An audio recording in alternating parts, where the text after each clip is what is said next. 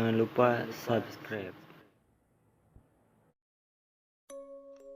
Assalamualaikum warahmatullahi wabarakatuh. Selamat malam buat kalian yang melihat atau mendengarkan video di channel ini. Seperti biasa, saya di sini akan menceritakan hal seram dan misteri.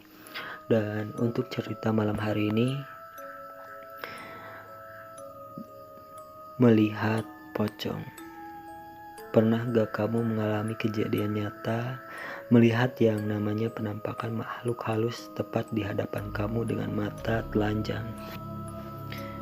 Yang namanya makhluk halus atau sering kita sebut setan atau hantu itu benar-benar ada dan nyata. Aku udah pernah melihat langsung yang tidak akan pernah terlupakan seumur hidupku. Kejadiannya sekitar tahun 2001. Waktu itu aku masih duduk di SMP kelas 3 dan itulah saat-saat aku pertama kalinya ketemu langsung dengan yang namanya pocong. Sumpah, semua bulu kunduk merinding jadinya. Bentuknya hancur banget, sulit buat diungkapkan dengan kata-kata. Kejadiannya berawal saat aku pulang yasinan malam Jumat di tempat tetangga. Rumah tetanggaku itu cukup jauh dari rumahku.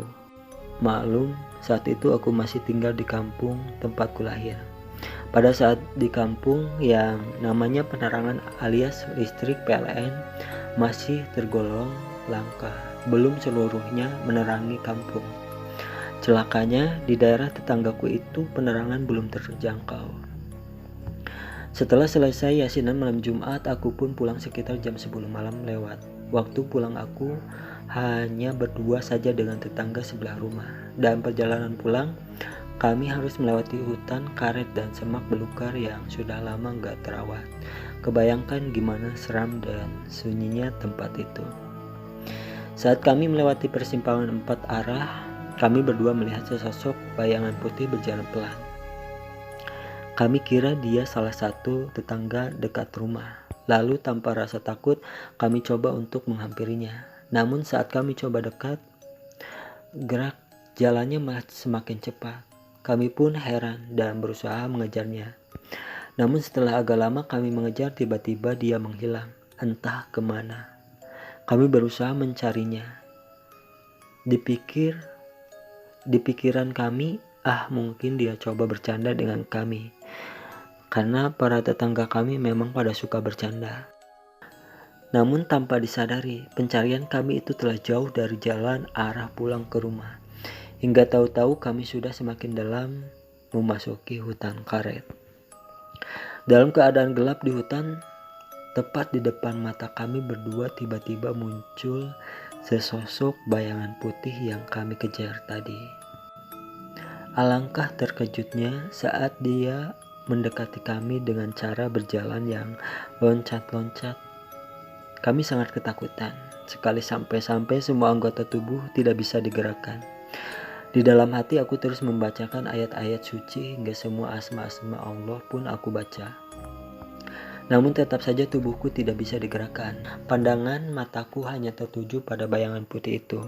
Semakin lama bulu kundukku semakin merinding. Bahkan saat itu rasanya aku ingin kencing di celana.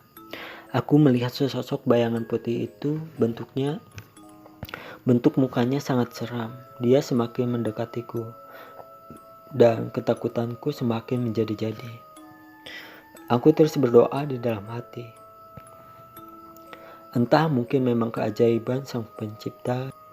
Tiba-tiba tubuhku yang sejak tadi kaku kini bisa aku gerakkan kembali. Refleks aku berbalik arah dan berteriak, "Pocong, pocong!" Lalu aku berlari tahu kemana. Terus berlari sekuat tenaga meninggalkan tetanggaku bersama pocong itu.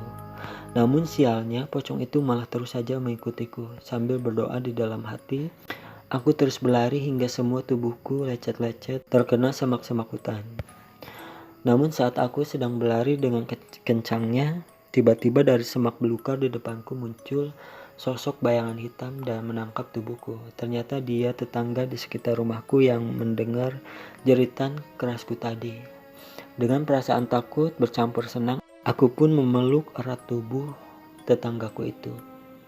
Setelah merasa cukup tenang, lalu aku diantarkan pulang ke rumahku. Aku lalu menceritakan kejadian seram tersebut kepada orang tuaku. Dan keesokan harinya tetanggaku yang semalam bareng pulang denganku ditemukan pingsan di tepian hutan karet. Katanya dia tidak sadarkan diri ketika pocong itu memperlihatkan wajahnya tepat di depan muka tetanggaku itu. Sampai saat ini kejadian melihat langsung pocong itu nggak pernah terlupakan dalam hidupku. Itulah cerita untuk malam hari ini. Tinggalkan like, comment, share, dan subscribe. Dan jangan lupa juga nyalain loncengnya biar gak ketinggalan jika ada video-video baru di channel ini. Terima kasih. Assalamualaikum warahmatullahi wabarakatuh.